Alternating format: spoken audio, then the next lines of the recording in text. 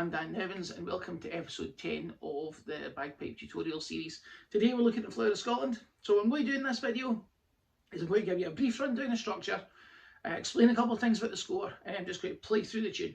At the end of it I'll give you a couple of hints and tips. Okay, so here we go. And remember, at any point if you find it a bit confusing or you're not certain what I'm doing, pause, rewind and review. So, Flower of Scotland. As always, we start with the time signature, 6/8. Alright, if you've played Cork Hill already, then this will be easy enough, right? We've got the same structure. 2 beats in the bar, divided into thirds. 1, 2, 3, 2, 2, 3. We are working in quavers all the way through. You'll see the score that I put up on screen today. It's all written out as quavers.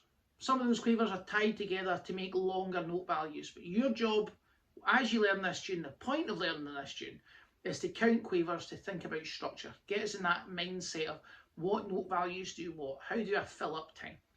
So before I start playing it, the last thing I'll say is a little F before the bar line right at the start of the tune. You'll see there, just after the 6/8, we've got that F. That is an introductory note, an anacrusis if you want. Now, where does it land? Well, if I'm counting into the tune, I'd go 1, 2, 3, 2, 2, F.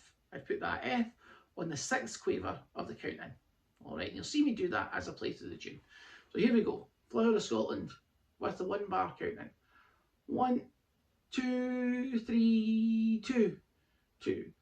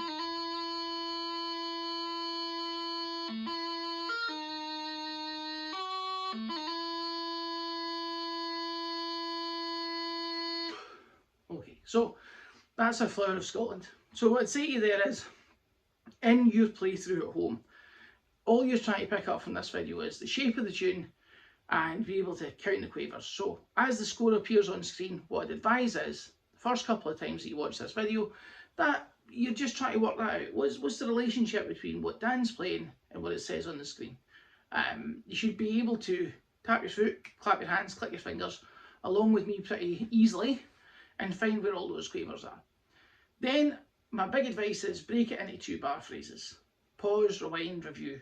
Okay, if you need to listen to 2 bars a few times over, then that's no problem, right? It's just between you and the universe. Nobody else is going to know. Trouble spots, bits of the tune, I talked about that F at the start of the tune. If you look at bar 6, we've got that little high G thumb grace note, pinched down the F, return to the high G phrase.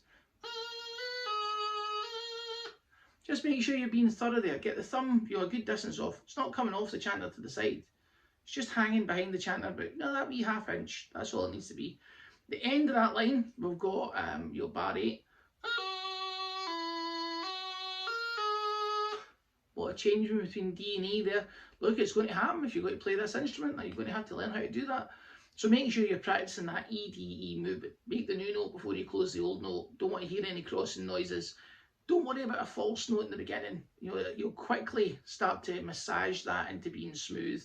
Alright, but we don't want that right hand or indeed left hand closing before the new note's been made. Other than that, it's all pretty straightforward. The one thing I would definitely encourage you to think of is, when you look at line 3, it's really just made up of bits of line 2 and 1. So once you get through the first 2 lines, there's not a ton of unique stuff to go through. Try to think of the tunes that way. How can you minimise the amount of stuff you're trying to learn? But that's really Flower of Scotland. Okay, I've been Dan Nevans. Thank you very much for watching. I'll see you in the next lesson.